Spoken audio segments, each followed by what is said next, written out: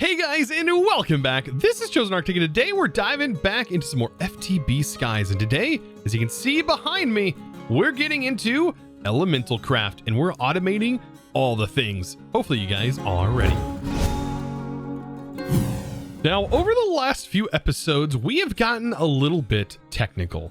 And today's episode, we are going to be going over elemental craft.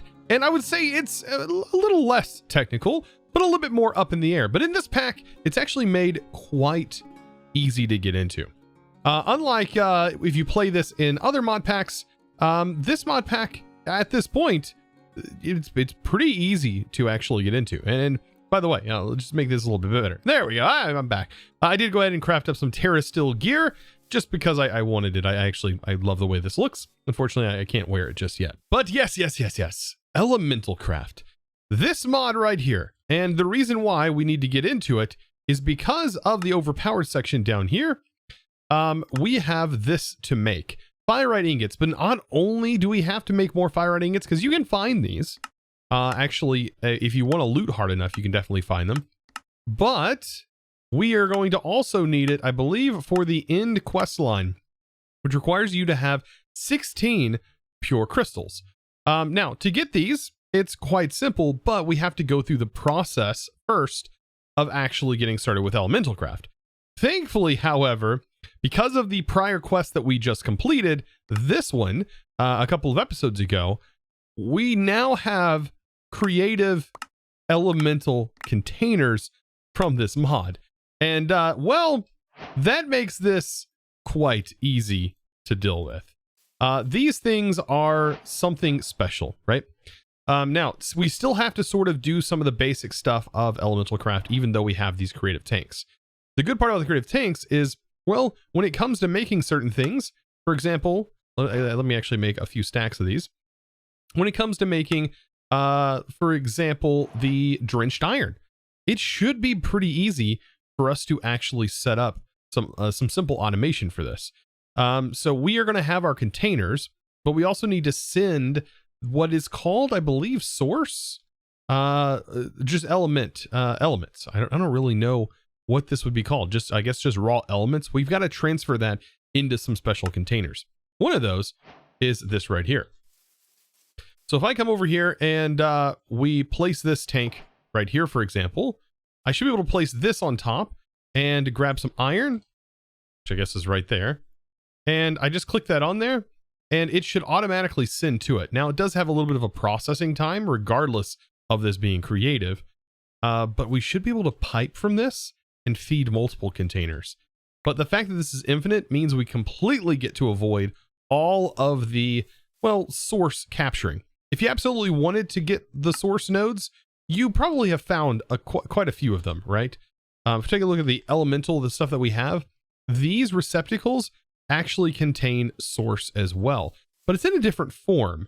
And you would actually need to go a little deeper into the mod in order to actually get these. But you can also get these raw sources as well that you can buy from villagers. These will just be raw sources that you can actually pull source from as well. And it's pretty cool that you can just place them down. And I'm pretty sure you can actually break them as well by placing a block in their place. So you can keep running through them until you get the one that you like. Now, automating this, it's pretty simple, and we're actually going to use the pipes mod, I think, for this. Now, starting off, we're going to want a couple of things. We are going to want quite a bit of white rock, which is sending stone into the same setup that we're using right now to get white rock. And then we also need burnt glass, which is just glass being sent into the same elemental infuser, but we're sending it into fire. Now, to automate all of these processes, what I'm going to do is simply have a barrel going here and here, and then we can get into the pipes mod. So this is going to be pipes, yes. Now, we are going to need advanced pipe upgrades to be able to access the filter on them, and that's all we're going to really be using this for, is simply for nice little filters. We don't need a filter on the input, but we do need a filter on the output. So if I put this here and this here, it looks a little weird, but it should work. What we're going to want to do is take our pipe wrench and pipe that out in here. And then inside here, I'm going to put a filter, and I'm going to hit add, and I'm going to add this right here, the drenched iron, and hit apply. Now it will only pull out that particular thing. This is in whitelist mode by default. So now if I put a bunch of iron in here, we should see the iron go in. And once it's done, it gets pulled out and put over here, which is perfect. So now I have at the moment going white rock automated. I have the drenched kind of automated and the burnt glass kind of automated. So I just need a little bit of these resources to really get into this mod and make some of the containers and things we're going to need. So the main thing we're going to need is definitely elemental containers, but we're also going to need these pipes. So these pipes by default are pretty lame. We are going to have to upgrade these pipes. And to do that, we get into Swift Alloy. Automating Swift Alloy, well, is a little bit more challenging, but this is going to be our next step. We need to make an elemental binder, and this is going to use air in order to get this. We're going to take some of the other materials we have, including an air crystal, which is going to be new to us, and we're going to be combining this together. So with all of the stuff that we now have, we should be able to now craft containers. Now that I've got the containers made, let's hook pipes up to this. Now the way you want to place these and interact with these is you place them down, and then on this, you can right click, and now that is going to pull the source into here. But keep in mind, these are really garbage pipes. These are early tier pipes, and so they're not going to really be sending the elements as fast as you'd probably hope, even from a creative one. So right here, I'm going to get all these pulling and just get this started. So that way we have some tanks right here full of the different materials that we can start to use. So things are really starting to come together here. I've even set up automation for making the basic crystals. So you take inert crystals and you place it on the elemental infuser, and it'll actually make crystals of that different tier. And all I had to do for that is just add the product to the whitelist. So the automation is pretty simple as far as getting everything going. Now, like I said, the next step moving forward is actually making the elemental binder. And this we should be able to place right here, or at least for right now. And getting started with this, well, is going to be making Swift Alloy. Now, we do have a bunch of Swift Alloy. We have a couple of them. We did have to turn this in, but you can also find this out in the wild. But the way you have to do this is you put gold, then you put drenched iron, then you put copper, then you put a redstone, and then you finally put the air crystal in, and it will then combine to make this. Now, can you do this with refined storage? I don't know. So I want to try and see if this will actually do this. Now, I don't know if it has to be right-clicked on there or if it can be piped in. But the thing I'm going to want is, let's see, this. Actually, it was right here. We already had the material, right? Elemental binder. And this right here. Let's find the recipe, and hopefully it will accept the recipe. Swift Alloy. Okay, so is that the order that it has to go into? Let's just check real quick, and also we need to make sure that's set to 1.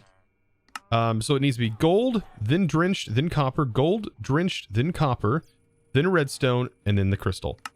Okay, if all is well, and if it does insert in a very specific order, starting from left to right and rotating through the crafting grid, this could work. So, Swift Alloy, let's try and make one. So we do need to provide our air crystals, which are right here. And let's see if we can craft more than what we currently have. And will it go in there? Oh, that's right. I forgot to put the input filter. Oh, gotta make sure that's in whitelist mode. All right, so let's try this, and it is working, and it made Swift Alloy. Look at that automation. Now, of course, the ultimate test, how does it fare when you craft more than one? Ooh, so that is a problem. So I wonder, does this emit a redstone signal similar to how Botania works? So to test this, I will do a simple craft here. It emits a redstone signal of 4. Okay. So it's emitting a redstone signal based on the items that are in. Oh, and then when it gets used up, it reverts back down to nothing. Huh. So I'll have to admit, simple redstone, I do find myself struggling with from time to time. But I've actually really grown fond of it, and it really is a challenge, and I like it. It's like sort of, doing like a little crossword puzzle. Now, what I have done here is I'm utilizing, to make this nice and small and compact, I'm utilizing that inverted redstone relay from the pin mod, which is basically like a large inverted redstone signal. So if you remember, if you're familiar with redstone, you may know that, well, you can set up a system like this, right? And have a torch here. And then when this is powered in the back with like a lever, for example, it will invert the redstone signal. So when this is powered, it will turn that off, thus inverting it. And that's basically what this does in a single block. So when this receives items, it will it'll send a redstone signal. Well, when this receives a redstone signal, it shuts this off. And then we have this, of course, running over here. And I'm using the pin. These are pins. You can actually make this nice and small. So I can break this, right? And I can go, okay, I don't want this to connect here. I can actually choose where it connects. And so it will not connect to the side. So you make really compact redstone. That's pretty insane. Unfortunately, you can't see what the strengths are on it, though, I don't think. Yeah, not even while holding the pin. Now, on here, I have it set to redstone signal unlocks auto crafting. So when it receives a redstone signal, it will unlock the auto crafting. And we have this inverted. So if I request Swift Alloy, if I request tin, for example, we'll get a good representation of this. The items have gone in, and as you can see, it'll only send the craft when there's nothing present inside this, thus keeping an auto crafting system going for this. This is pretty cool, and I really like this. I know it's a bit of a mess, but and I've seen more compact ways of doing it. I've definitely seen ways of using integrated dynamics of doing it. Integrated dynamics does have a crafting method, and it's actually really efficient and has a really cool way of crafting. But this right here actually gets the job done. And I kind of wanted to set it up with refined storage so I can, request crafts. Now, the good part is that same setup can be applied to making the FireEye ingot. So when we get to the FireEye ingot, we're actually going to have two setups for the automation going. So we can auto-craft Swift Alloy ingots and then auto-craft this. Before we do all that, we have to get the pure crystals set up. And that is going to require me making each of these pedestals. Now, to do that, we're going to need a gem of some sort. And that requires this gem crystallizer. And, well, it looks like it needs a pure crystal, doesn't it? But it shouldn't. Not a pure crystal. We don't need a pure. We need a regular crystal of its particular type placed on here. And we just take any of our air shards or any of the shards we have, I think, and apply that there. So let's go ahead and get this made now that we have the Swift Alloy. I believe these shards, oh, they're another autocraft in this same manner. Ooh, interesting. So you know what? I'm actually going to set this up on the back side of each one of these. And I'm going to get the autocrafter set up in this same sort of manner. So I got all of them set up, as you can see here, or at least prepped up, and actually made it even smaller. So I was able to get this actually turned on its side. I guess I can receive it from any side. I thought maybe it had to receive it from the back. Nope, it can receive it from any side, and is working really, really well in a nice 2x2 for the redstone, making it even more compact than it was before. So with all of these prepped up, I've got to get myself ready to craft these. Now it appears, even though I do have the autocraft set up for them, that, well, it does seem like we get plenty of them from some other source. Not quite sure what that source was, because I have a whole bunch of them here. I'm gonna go ahead and craft one, and that should craft into here. At least I hope it does. I bet I have this set to the wrong thing. There we go. Redstone signal unlocks. There we go. And we have it crafted, and I can just put it in here. And now it will forever be able to be auto-crafted. Even though we have a bunch of it, though. So I guess I'm able to go ahead and start crafting these and getting those crystals made. Now, this is going to be the thing that is going to be little bit more awkward to automate. So now, for example, to be able to craft one of the earth elemental ones, we're supposed to be able to put this in here with a diamond and then this going around it. And that should craft up. It's going to be using the source and should take it just a moment. And there we go. We got ourselves a pristine earth gem. But getting a pristine one is actually would be normally a low chance. Is it 100% chance to get a pristine gem? That's with a pure crystal. So with all of these other ones, so we actually had a 5% chance of actually getting that, and we ended up somehow getting, wow, that's luck on my side today. But yeah, we just need one basic one to get at least this pedestal crafted. So there we go. I actually ended up getting a pristine fire gem as well. So with these basic gems, all of these, I then need to take them and do a basic craft over on these pedestals. And we need to make a pedestal for each material. That's pretty straightforward, right? We click this on here. This was for the fire one, and then 2 of these. And we see the particles. If we see the particles, we know that it's doing the craft. And so it should get that nice and finished up. And I got to do this for each one because they all have their own pedestal. And this is all working towards getting the pure crystal. So now each one of the elemental binders are now ready to go, and we have all of them. And then I've also made the pure infuser, which is the central block that this goes to. And once we place down that central block, we're going to actually see where these need to go. And so this is where I am going to have to break the containers that we've already had set up. And I also need to start working on upgrading our pipes, but we'll be able to get more of that done very, very soon. And this is set up perfect. So we just have to, with this setup, make sure that our actual pedestals align with the containers that we have behind it. For example, this is the air one, so I should probably put the air pedestal behind it so I can connect a pipe. And you can see the air pedestal goes right here. Same for all the other ones. And as far as where they're located, I don't think it's a very specific route. Like, you don't have to place them in any particular order, as far as I'm aware. But we do have to make sure that they are near this. So this is the earth one. So earth right here. This is the water, and this is the fire. Very nice. And these will hook up to the pipes. So this is actually how you will feed the elements to them. Now, these pipes are definitely not going to get it done. So to replace them, I will use the improved variants of them.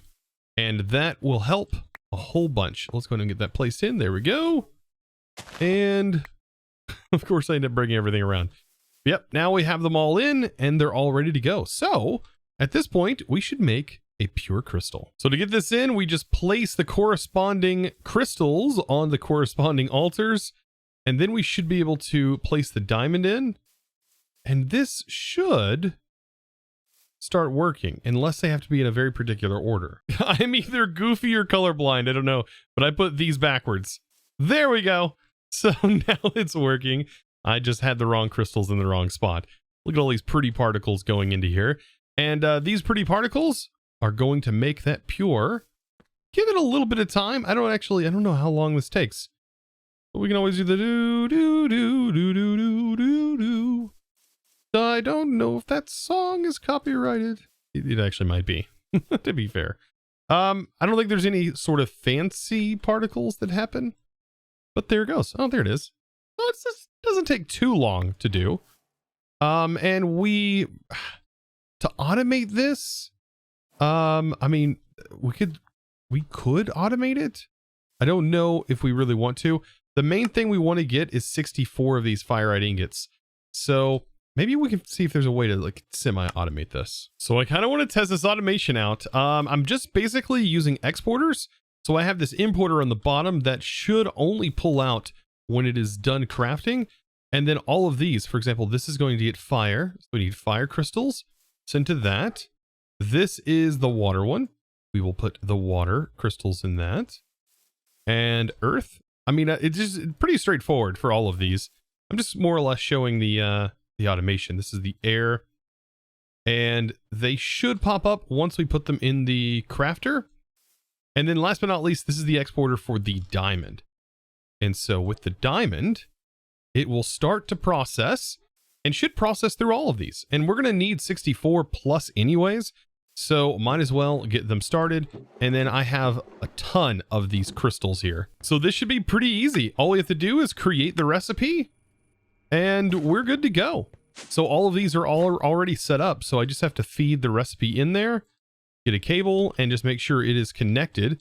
And then we just need to request our first one, right? Make sure this is in whitelist mode and connect my cable and we're good to go. So let's craft our first fire ingot. Oh boy. And there it is. So this will be the first fire ingot, and then I can add it to the filter, and then I don't really have to worry about it from this point on. We can just get it crafted. Now, one thing I definitely want to make is the improved elemental binder. This is going to cost a little bit to do this, but we should be able to simply take what we currently have and upgrade it. Yeah, I think making the improved binder is going to allow this to go a bit faster because it is pretty slow on its own. So if we put that here, it should still work the same way, and we shouldn't have to make any modifications. Let's see how much faster the fire ingot is now that we have that. So it still functions exactly the same. It just should be able to pull a bit more from the elemental container, because the fire ingots actually take quite a bit of time, just about as long as this takes to do a single craft. And I would have to say that was significantly faster. So that's actually kind of nice. It's kind of fun to actually be able to play around with this mod and not really have to worry about the craziness that actually goes into finding all of the element containers or all the element source locations and stuff like that. It's really nice to be able to get into it because it has a really long starting period. So guys, what did you think thus far? What's your opinion on Elemental Craft? Of course, there is a ton of stuff like in Elemental Craft, like spells and things that we haven't even gotten into, but it has such a strong barrier to get to those things that it kind of like drags on. I do like this mod. I like the idea of this mod. I feel like the start is really, really long when playing normally. Like right now, it's actually really nice. But I think today we got a lot done. We got the automation done for all of this stuff, and I think that is phenomenal. I was not expecting to do the automation for all this stuff, but got it all done because you don't want to spend all of your time standing here trying to complete these tasks. You want this to be automated and just working for you while you're away doing other things, like, you know, setting up an SPS, which we're going to be doing here soon within the next couple of episodes to work on getting antimatter, because that's the only way we're going to be able to complete the pack. But there's going to be some other things that we're going to be getting into, like occultism and things like that here soon.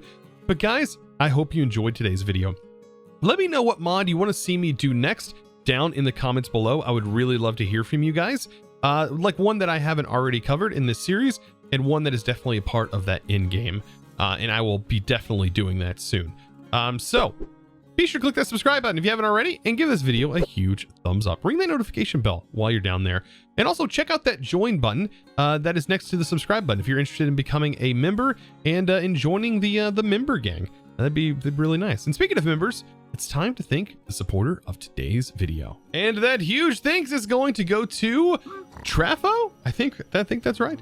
Thank you so much for your amazing support, by the way, over on YouTube right here this time. But we also have the ability for you to become a member through many other options, such as the Discord, which is a fantastic way. Here's the link to the Discord, or down in the description below. Or there's Twitch and even Patreon if you're interested in supporting. And there are supporter perks. We do have supporter servers and all kinds of other supporter perks over on the Discord, such as world downloads as well, which are every 10 episodes. One's going to be coming out very, very soon. So guys, I want to say thank you so much. And of course, I'll see you in the next one. And as always, thanks for watching. Oh, it stopped working. Oh, I must be out of ingredient. As always.